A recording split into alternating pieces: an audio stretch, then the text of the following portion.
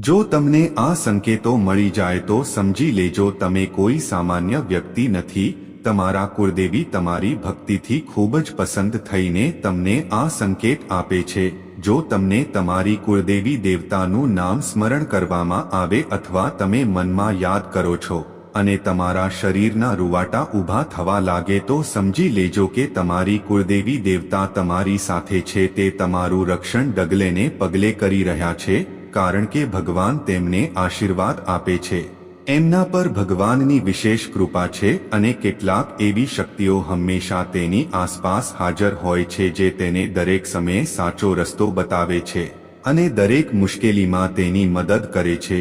એટલું જ નહીં, આ દૈવી શક્તિઓ કેટલીક એવી વ્યક્તિઓને પસંદ કરે છે જે સાચા માર્ગ પર ચાલે છે અને અન્યને માર્ગદર્શન અને મદદ પણ કરી શકે છે।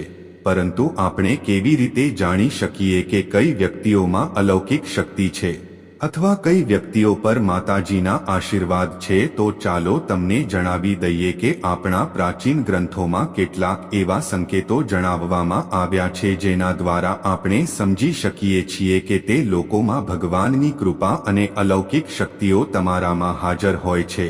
નંબર 1, જો કોઈ વ્યક્તિ સપનામાં મંદિરને જુએ તો અથવા તેની આજુબાજુના પરિસરમાં ઘણી વખત જોવા મળે તો આવા વ્યક્તિને શાસ્ત્રોમાં ભાગ્યશાળી માનવામાં આવે છે।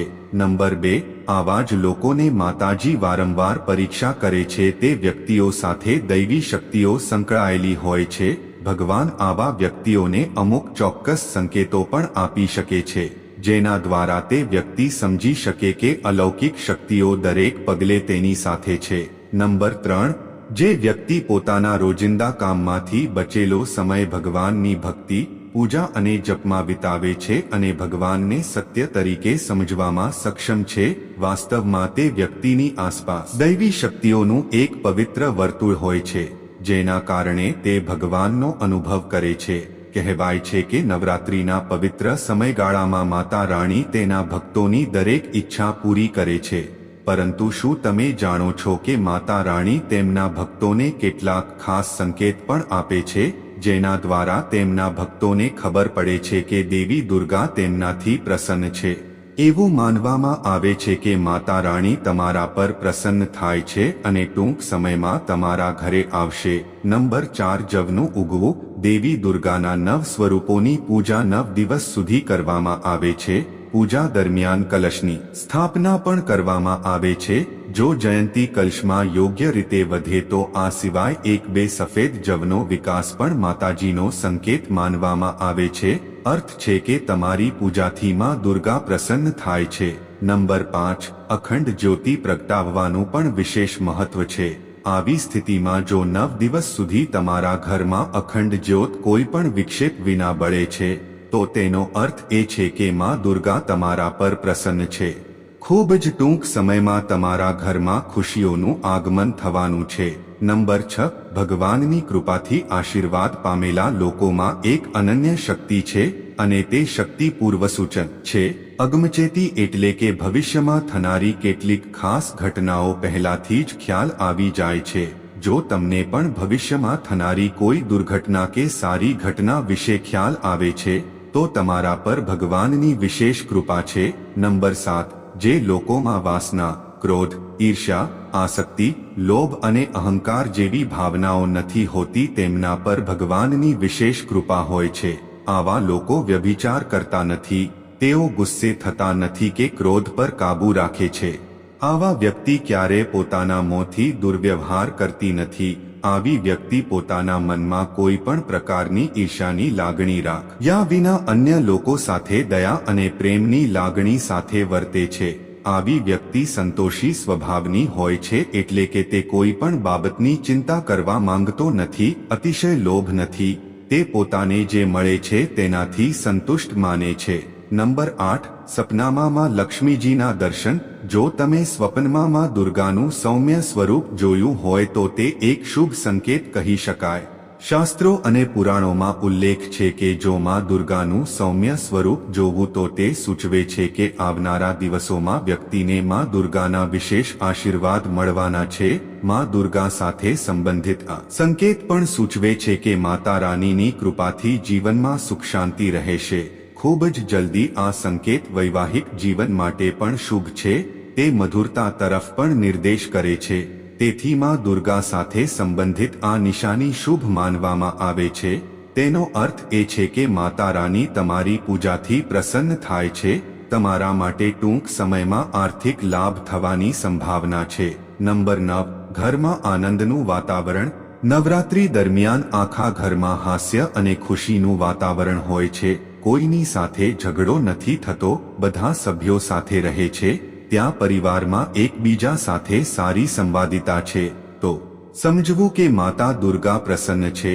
નંબર 10, શુભ સમાચાર પ્રાપ્ત થવા।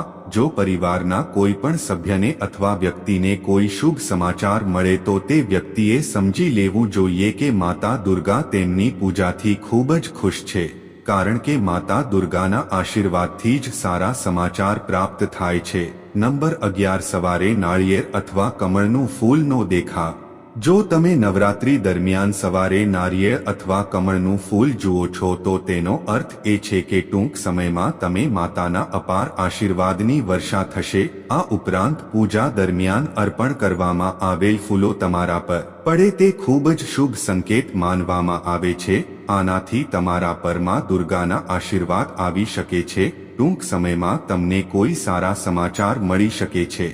12મો સંકેત, જે વ્યક્તિ સમાજ પ્રત્યેની પોતાની જવાબદારીને ધ્યાનમાં રાખીને સત્કર્મ અને પુણ્યનું કામ કરે છે અને મુશ્કેલીમાં રહેલા લોકોને અને ગરીબ અને અસહાય લોકોને શક્ય તેટલી મદદ કરે છે, આપત્તિના સમયે મનુષ્ય અને પશુ પક્ષીઓને દરેક રીતે મદદ કરે છે અને વૃદ્ધ, અસહાય અને અશક્ત લોકોની સેવા કરવાનું પોતાનું કર્તવ્ય સમજો, આવા લોકો ખરેખર સમાજ માટે ઉદાહરણરૂપ સાબિત થાય છે।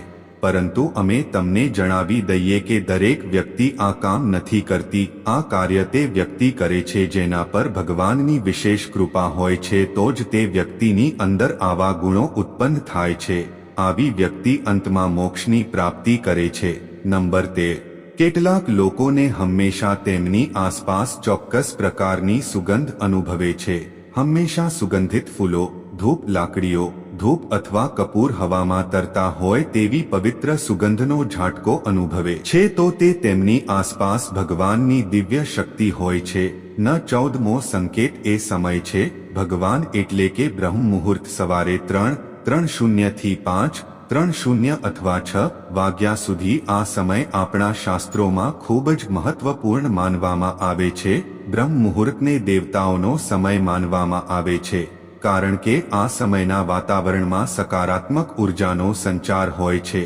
જો કોઈ વ્યક્તિ દરરોજ બ્રહ્મ મુહૂર્તમાં પોતાની જાતે જાગે અને તે વ્યક્તિ પોતાના રોજિંદા કામમાંથી ખૂબ જ પ્રસન્ન મનથી નિવૃત્ત થઈને ભગવાનની પૂજા કરે અને ઉગતા સૂર્યને અર્ઘ્ય આપે તો તે વ્યક્તિ સાથે ચોક્કસપણે દૈવી શક્તિઓના આશીર્વાદ હોય છે, જેનો અર્થ છે કે ભગવાનની કૃપા આવી વ્યક્તિ પર રહે છે। 15મો સંકેત, મંદિરોમાંથી બહાર નીકળતાની સાથે જ ગાય જોવી। જો તમે મંદિરમાંથી બહાર નીકળતી વખતે અથવા ઘરની બહાર નીકળતી વખતે ગાય જુઓ છો તો સમજી લેવું જોઈએ કે તમારી ઈચ્છાઓ જલ્દી પૂરી થવા જઈ રહી છે। ખાસ કરીને તમને જણાવી દઈએ કે સફેદ ગાય જોવી ખૂબ જ શુભ છે।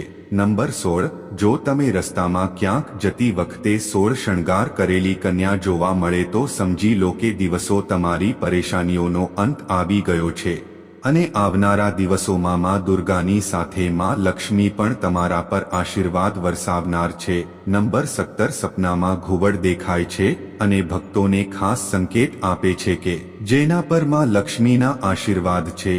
આ સ્વપ્નનો અર્થ છે કે ટૂંક સમયમાં તમારી પાસે સંપત્તિ આવશે। નંબર 8, જો તમે સ્વપ્નમાં નાની છોકરીને સિક્કો આપતા જોશો તો તેનો અર્થ સમજી લો કે માં દુર્ગા તમારાથી ખૂબ જ પ્રસન્ન છે, કારણ કે તે છોકરીને દેવી દુર્ગાનું સ્વરૂપ માનવામાં આવે છે। નવરાત્રી દરમિયાન તમારી કુળદેવીની તમારા પર વિશેષ કૃપા થવાની છે। સંકેત નંબર 19, ઘણી વખત આપણે ભજન કીર્તન કે કથા સાંભળવા મંદિર કે ધાર્મિક સ્થળે જઈએ છીએ, ભલે ગમે તેટલું સુંદર ભજન હોય કે વાર્તા ગમે તેટલી સારી હોય, વચ્ચે વચ્ચે આપણું ધ્યાન ભટકાઈ જાય છે અને ક્યારેક આપણે આપણા ઘર વિશે વિચારીએ છીએ, ક્યારેક તેઓ તેમની કોઈ પણ સમસ્યા અથવા તેમની આસપાસ બેઠેલા લોકો વિશે વિચારવાનું શરૂ કરે છે.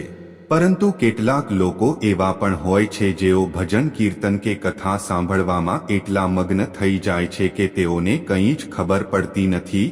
તેઓ માત્ર પોતાની આસપાસ પવિત્રતા અનુભવે છે અને ખૂબ જ શુભ અવાજો સાંભળે છે. તો આવી વ્યક્તિને અલૌકિક શક્તિઓ ચોક્કસપણે સાથ આપે છે. સંકેત નંબર 20.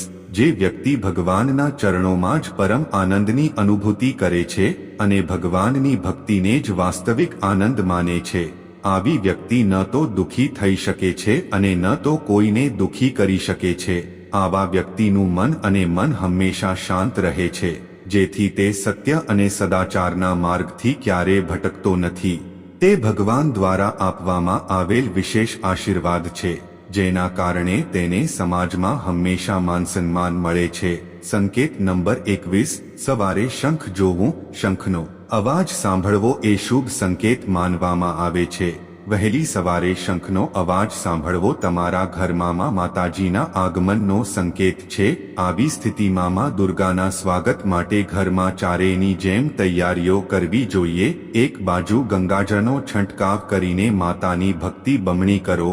એવું માનવામાં આવે છે કે આ નિશાની મળ્યા બાદ આ કામ કરવાથી દેવી દુર્ગાના વિશેષ આશીર્વાદ પ્રાપ્ત થાય છે.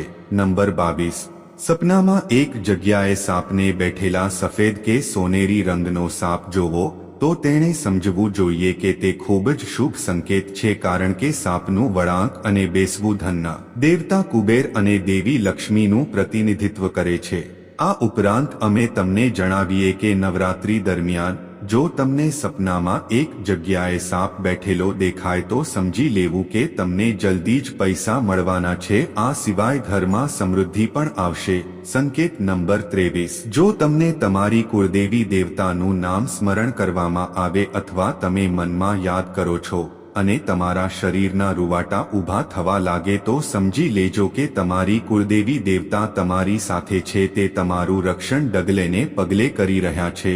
મિત્રો, માહિતી પસંદ આવી હોય તો વિડીયોને લાઇક, ચેનલને સબસ્ક્રાઇબ કરીને બેલ આઇકન પ્રેસ કરીને નીચે કમેન્ટ બોક્સમાં જય માતાજી ચોક્કસ લખજો, જેથી કરીને માતાજીના આશીર્વાદ તમને પ્રાપ્ત થાય.